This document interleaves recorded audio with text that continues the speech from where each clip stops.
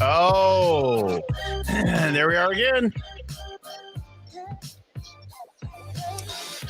We're talking about swagger, about you, about your attitude, about all the difference it can make, and then the impact on everyone else. It's really a leadership conversation today.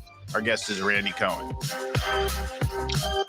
Woo, woo, stand back, non-believers. I am so excited to be on the legendary Bill Gallagher show in Austin, Texas. What could be better on a Friday the 13th? Woo, woo, let's go. Let's do this. Hey, everybody. My name is Bill Gallagher, scaling coach, host of the Scaling Up Business Podcast. You've heard him already. Randy Cohen has a lot of energy for all of you to deal with. We're talking to Randy Cohen in Austin, Texas, about his life and lessons and things like that. He's an entrepreneur, chief energy officer at TicketCity, restaurateur, author, speaker, philanthropist. He truly has a passion for life. I'm excited to get him on. So you've got Z Tejas now, and you've got a new thing called Woo Woo Burger. Is that right? You know what? Just say it out loud one time. Go, woo, woo. Do that for me real quick, Bill. Woo, woo. Woo! How do you feel? You know, hungry, right? Well, yeah, we're excited about that one. You know, this is a passion of mine. You know, I never intended to own a restaurant business, being a kind of godfather of tickets for the last 35 years and saving the world one ticket at a time and making dreams come true. You need to mix it up. And I was actually just an investor in the Z Tejas brand. Z Tejas is a restaurant chain that's been around for 35 years, and it went under. And I said, I'm not going to let this amazing brand go under. So saved it about 3 years ago, perfect timing right before COVID. And we're opening up our fourth restaurant on Monday for Z Tejas, and we're really excited about that.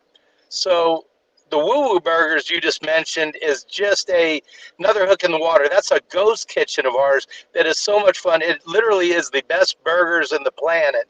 And when you eat one, you will just feel like going, woo, woo. So took a little detour to get to Woo Woo Burgers, but it's a lot of fun being in the restaurant business, Bill. That's awesome. That's better than the other. Whoa. Yeah, yeah.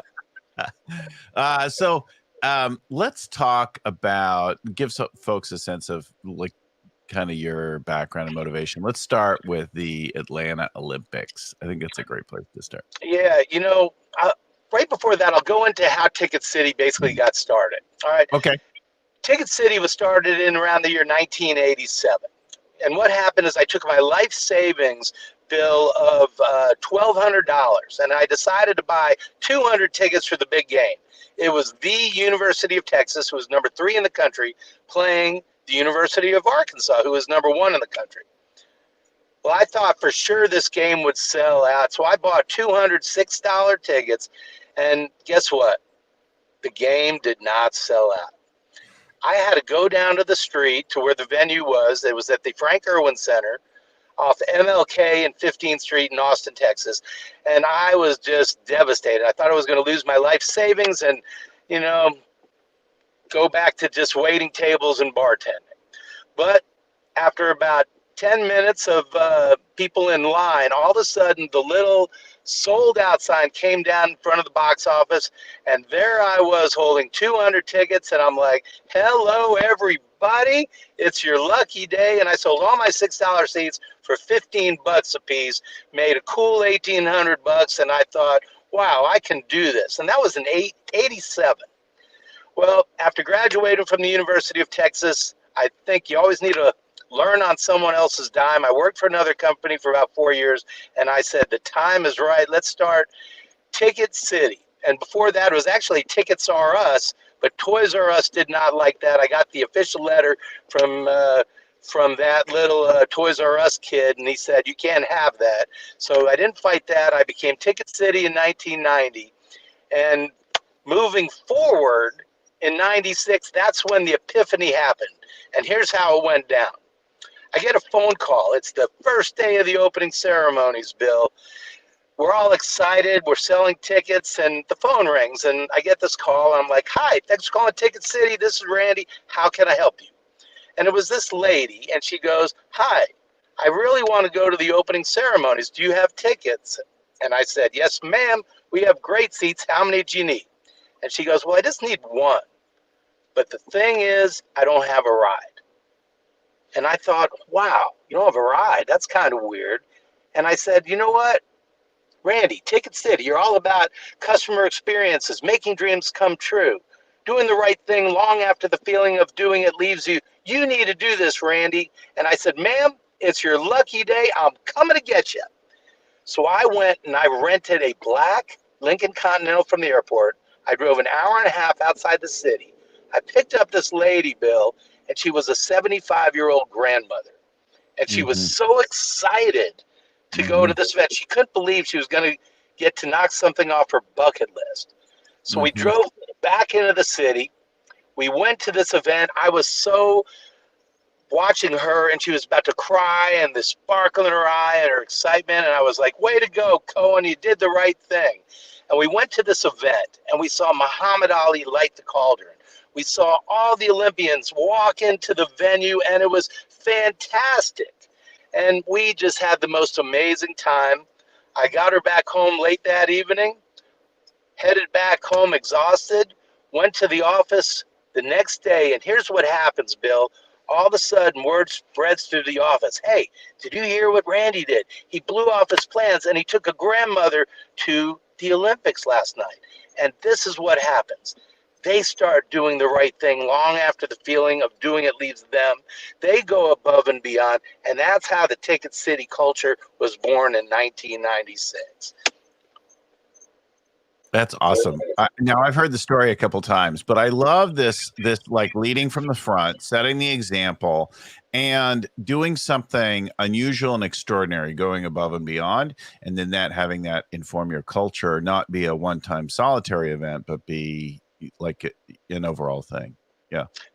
Yeah, that's just, as a leader in any company, you got to have that heart, but it has to be authentic, sincere, humble, and kind. And if you can get all that in a package, you're going to win. You're just going to win.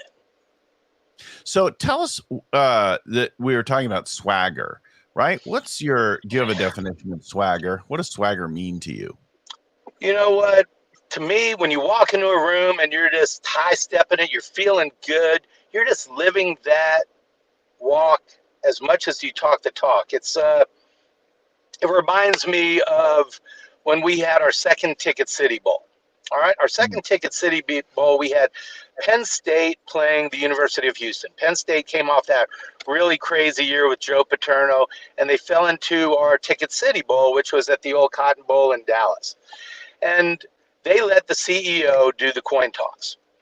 Well, I'm going to do the coin toss at the bowl game. They bring you over the 50-yard line, and I thought to myself, I cannot just do a coin toss. I'm not going to do that. That's not me. I need to give these boys a speech, and I need to pump them up because I need a ball game. We're on ESPN, and I decided to make the first pre-game coin toss speech in the history of college football. So I looked at these guys, and this is what swagger is to me. I had Penn State towering over me to the right. I had Houston and Case Keenum towering over me to the left. And I looked at these boys, and I said, gentlemen, victory loves preparation. And today you all have prepared yourselves to be victorious. And I looked at these guys, and they were looking at me like scared deer in headlights.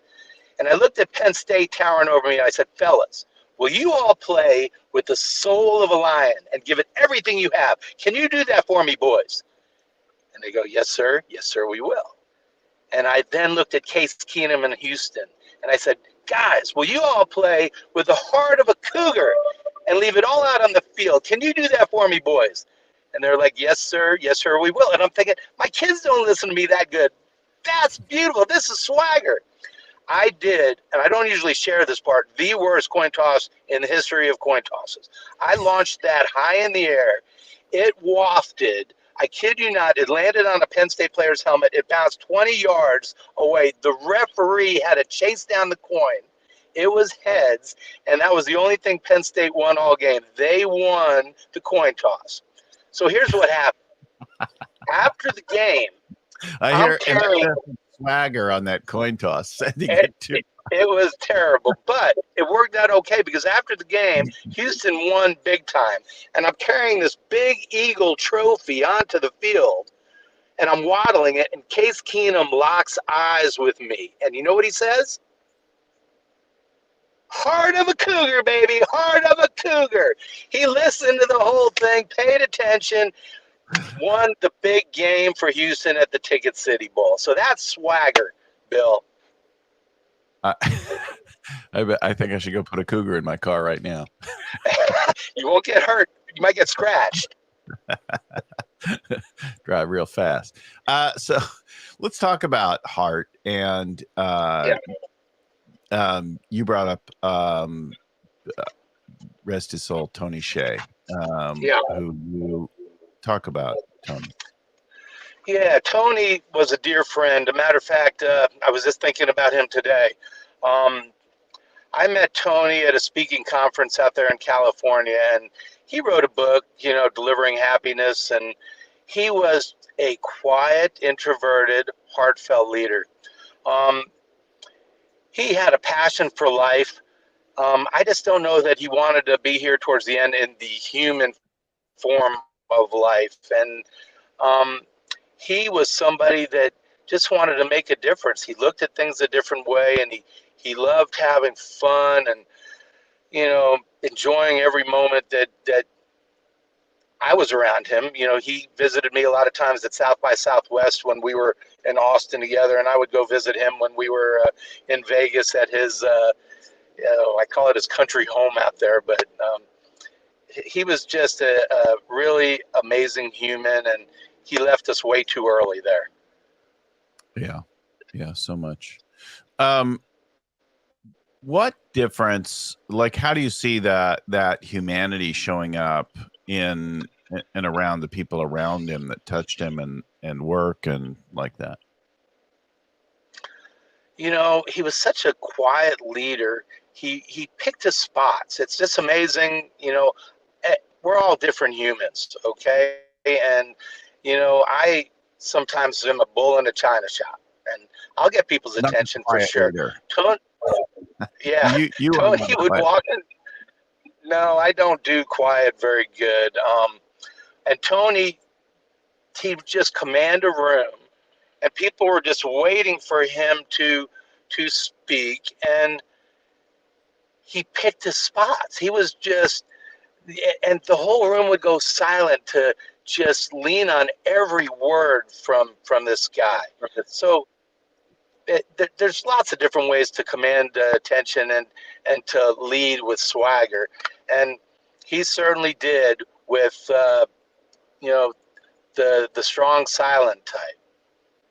It's interesting how that shows up, right? Like if you always are shouty, then people sort of adjust their hearing for you. If you modulate, if you're quiet and then you speak out, if you're reserved and then you share your heart, like we hear it differently, right?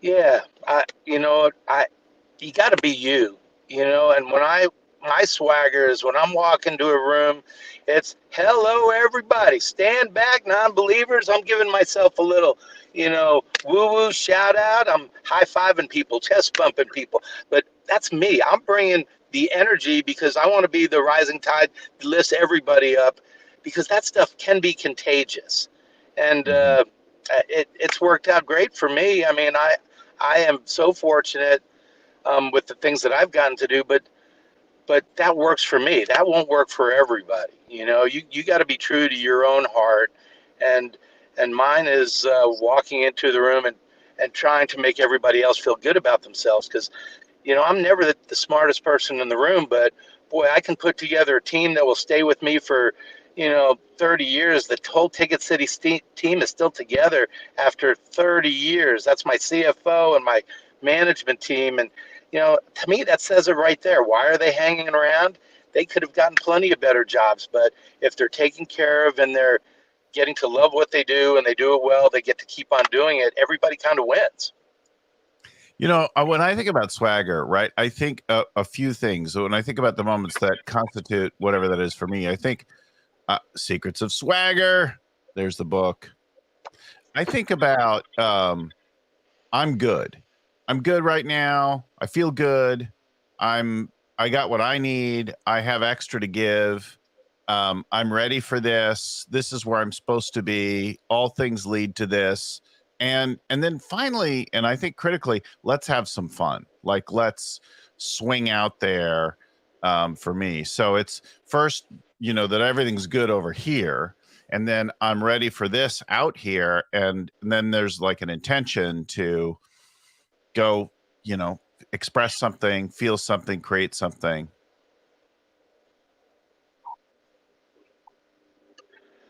Oh, yeah, I think you nailed it right there. And that was the deal with Z Tejas. Okay. Everybody tells you, why would you want to do restaurants? It's a no-win situation. And when people tell somebody like you, me, or Tony Shea, no, you can't do something, where are we going to go? You just watch me. I'm going to prove you wrong. Well, let me tell you, with restaurants, they are right, but I'm still going to prove them wrong. And the point being is, I didn't take on the Z Tejas as a 35-year-old fledgling brand that needed to be turned around. For me, yeah, I wanted to prove people wrong, but I had a team that wants to win. Right. So if I can bring a culture to a team, and they're fantastic. I gave a percentage to the COO, Robbie Nethercutt, who's doing a fantastic job. I gave him a coach, a CEO coach in Jonathan Domsky out of Chicago. You might recognize his name. He is crushing it with Robbie, making us 1% better every day. And then same thing, I gave 5% of Z-Taz to my executive chef over all the locations. And we are building new locations, and we were using all the rules of what got us here won't get us there, and everything that we've learned over the years through scaling up, and that's how we're winning.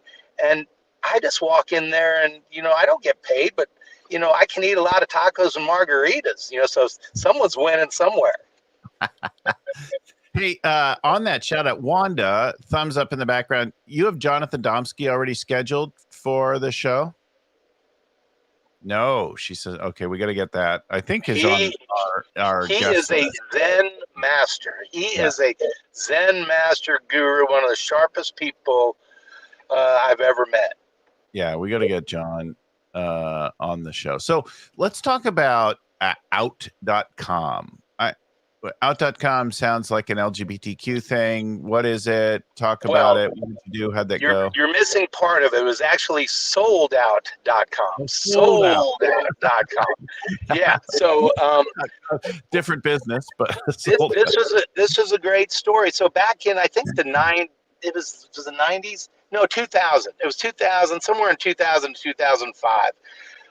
TicketCity was doing really well. We were gaining market share in the Southwest. And there was a company out of Connecticut called soldout.com. And they were told, if you go for it, and this was the days of advertising in the USA Today and Yellow Pages, and they were in Yellow Pages all across the country. And they went for it, and you know what happened? They ran out of money. They ran out of money, and so I had an opportunity, and I needed to borrow from the bank, and we had a line of credit from the bank. I think it was $75,000 at the time. And this company was going to cost us about $300,000 to buy. And the bank said, oh, Randy, we have to cancel the line of credit. You can't, we're just not feeling this stuff right now. It was 2000, 2001, all the craziness.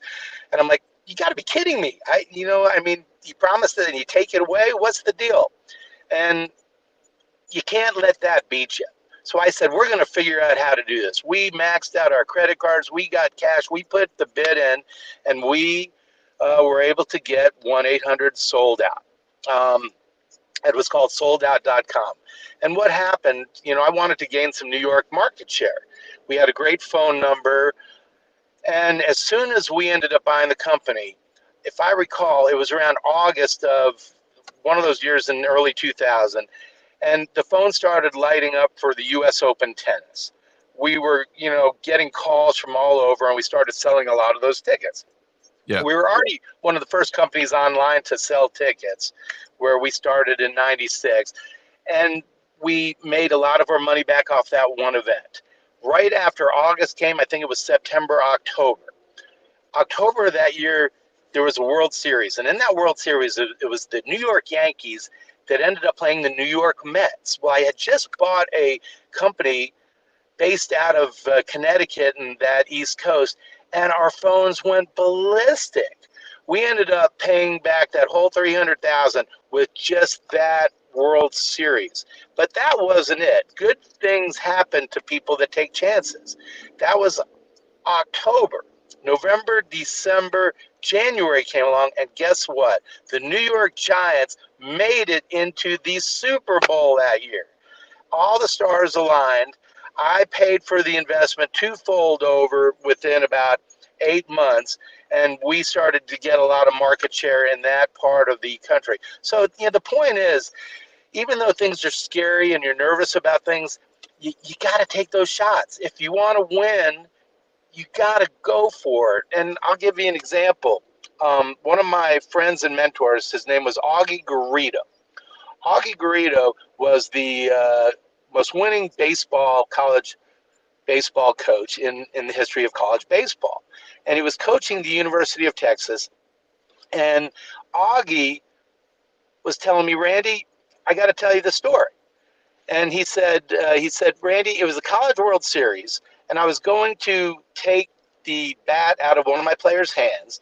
And when a major league or college coach goes to make a decision, he doesn't change. He goes out there, he grabs the ball, he grabs the bat, you're out. And he went up to grab the bat from the batter and say, I'm pulling you out, putting someone else in. And the batter goes, Coach, I can hit this guy. This is the College World Series. I got this. And Augie thinks for a second, and he goes, you know what? All right, I'm going to let you do this. And he heads back out after talking to his batter. And I'm like, Coach, why did you do that? You never do anything like that. He goes, Randy, I just wanted to see what happened. And the guy ended up whacking a home run, and Texas won the College World Series that year. So sometimes, the best decisions are the decisions that you don't make, but you at least go up there front and center to be concise about a decision. So, just thought I'd share that fun story. Well, I hear really like going for something and trying it, and then all of the unforeseen things that happen, which include both good and bad things, right? Like, I'm going to do this. I'm full of swagger. I flip the coin. It goes all to hell. Like, there are things that we go out with the best intentions. You take a risk. It doesn't turn out, but I also don't hear getting stopped with it, like trying something and continuing to go through. While we're on that, why don't you talk about adversity and fighting through things and dealing with setbacks? Yeah, I'll give you a tough thing that happened at TicketCity one year. So TicketCity, online brokerage company, people would put their inventory on our website and, sell it. And then, they send it out to the client that we sell it to. Well, it was the Super Bowl in Phoenix, and I think we had New England versus Seattle. And Seattle came out in full force. And the market exploded, and I think tickets were sold on our website from other people that I think sold short on inventory, and they wanted to pick it up later. But we don't really let people do that. Well, what happened since people sold short the day, a week before the game was happening, the people that sold tickets on our site said, I'm sorry, we don't have those seats to deliver. Well, ultimately, TicketCity is responsible. So, you can run from a situation where you can meet it head on. So we didn't have the tickets to deliver to all our clients, but I went down there to Phoenix, and it was a barrage of tomatoes and stones, and people were really angry, but we try to always do the right thing long after the feeling of doing it leaves us, and we met it head on. So what we ended up doing for that, we gave everybody their money back if we couldn't get them their tickets. We gave everybody an additional $2,000 per person per ticket, and we threw a monster party with free food and booze. Now, it was nothing that they wanted. They wanted to go to the Super Bowl. But at the same time, you know what? you do the best you can through adversity, and you try to make it fair for all, because if you think it's right in your heart what you're doing, you're going to make it through, but you got to meet it head on. And, even though people were in line and they were all waiting to talk to me, where are my tickets, and to yell and scream at me, I met every individual as the chief energizing officer and heartfelt leader straight on to deal with this issue. It was no fun. And, we tried to take care of people the following year. And it took a little bit of time to unwind, just like COVID did with a lot of things as well. When TicketCity went to $0 in sales, you don't really have much of a company there during COVID when events go down to no events. So, that's what life is. It's up and down. You're not always happy 24/7. There's going to be stuff, but I'm a firm believer that's what makes us grow into the best humans that we can be, dealing with the good, the bad, and sometimes the ugly. Yeah, I was just at an event, and it was a nice big full room of people, but somebody pointed out, hey, we had 2, 3, 4 times the number of people at our events back in 2019. And I'm like, yeah, but for the last 2 years, we've had 0 people in person. And so this is a big jump up from that. Now, there might be costs and things that were set back in 2019 and expectations, but I think there's always like a mix of the things that are going according to plan and the things that are not going according to plan. And there's something to appreciate about all sides of it. Yeah. When I hear you talking about that, it's like, okay, is there a plan B? We're humans. We don't want to put on the brakes. We don't want to be told, no, we can't do something. We're Americans, we can do it. And, just the event that I was at recently with your wife over at the Gathering of Titans, it was a fantastic event. We all met head on, had an amazing time together, bonded. It was great catching up. And, a few people ended up after the event, even were being careful, ended up catching COVID. But, life goes on, I know it turned out to be a super spreader event. But, if you're going to get it, you might as well get it from some of your best friends, Your best friends give you the things that really matter. I know. All right. So let's talk about, you've thrown out a lot of good catchphrase. Like we've got the woo woo and we've got Americans. You like the phrases, catchphrases and slogans and things like that. Talk about that for us. So one of my favorite is called the loop of love, the loop of love. Okay. And I actually have a foundation called the Loop of Love Foundation. And the foundation is based on incentivification for, 7th and 8th graders. When I was a kid playing soccer, I played in Columbia, Maryland, and my coach was a guy by the name of Jack Kent Cook.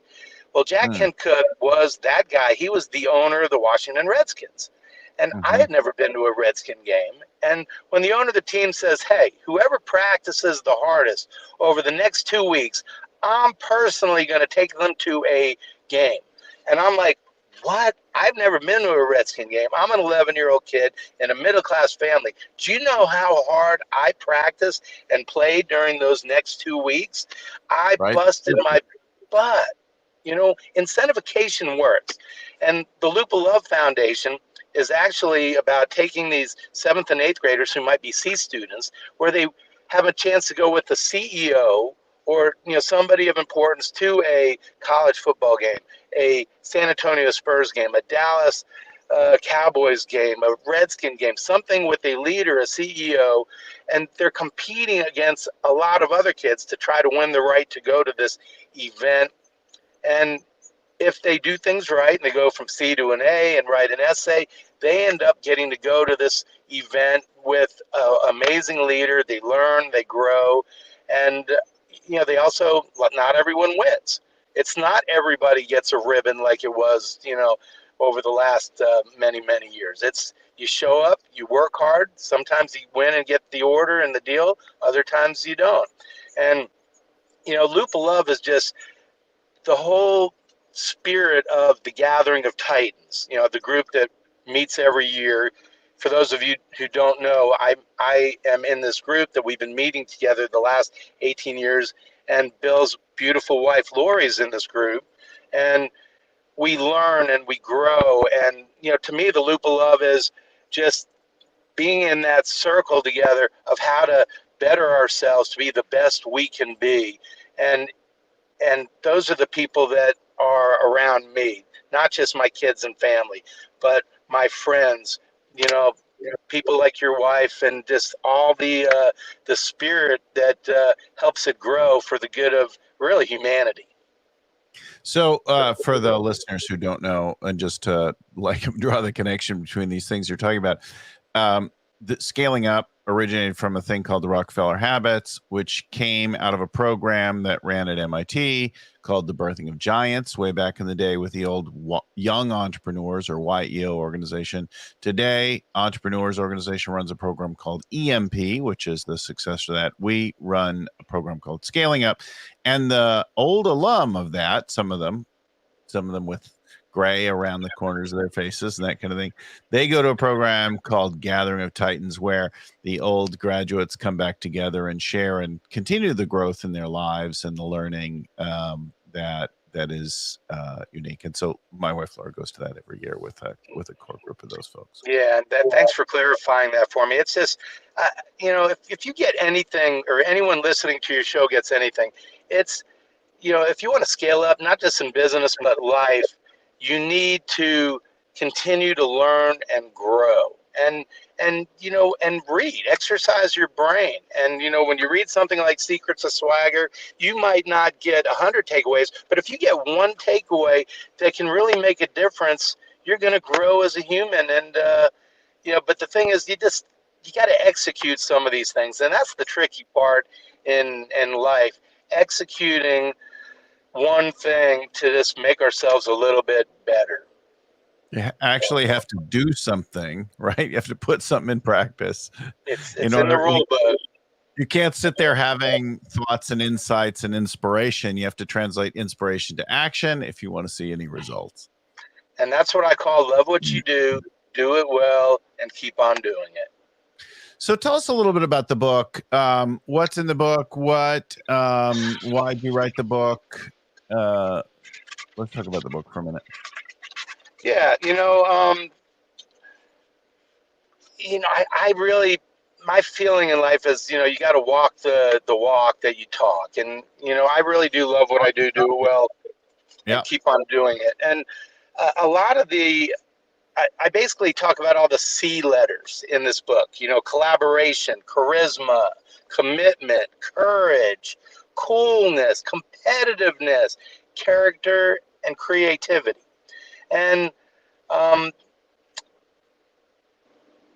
what made me write this is, I didn't do all this stuff myself. I learned from other people. Who's an amazing collaborator?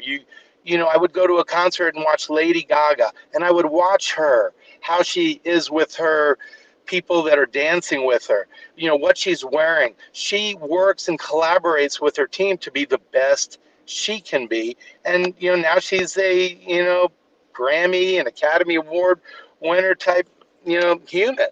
Charisma. Yeah, she's a big deal, and she had her own struggles. Charisma. Who out there in life has ever had more charisma than the legendary Frank Sinatra?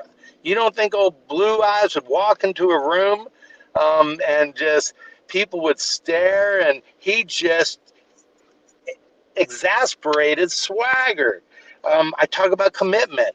Rowdy Ronda Rousey, that girl in her time, she wanted to be the best in the world at fighting. She learned jiu-jitsu and judo. She worked her butt off to be a world champion.